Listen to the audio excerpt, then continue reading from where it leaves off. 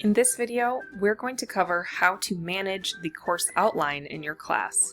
To begin, go ahead and select the class that you would like to adjust.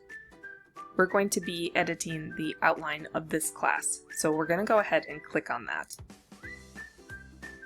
Now that we're in the class, you can see the different options we have within it.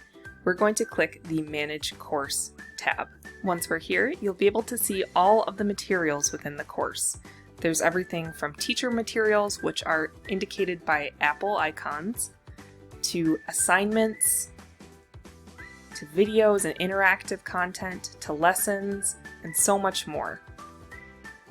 So at this point, you can either select or uncheck all, and then as you'll see, those check marks disappear.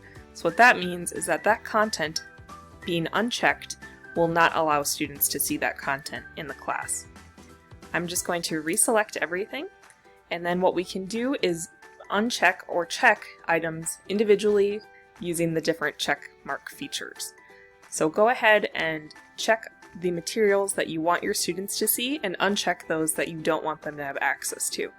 This is going to largely depend on how your class is being implemented, whether students are able to do the course self-paced, or if you want students to focus on certain units, topics, or activities.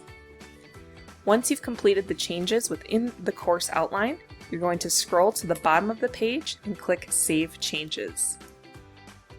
Now our changes have been saved, and students will be able to see or not see the items that we either checked or unchecked in the course outline.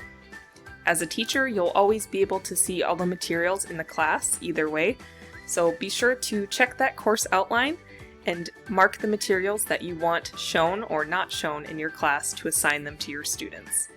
Be sure to check out our other videos on how to use assignments, quizzes, and other types of content throughout your course.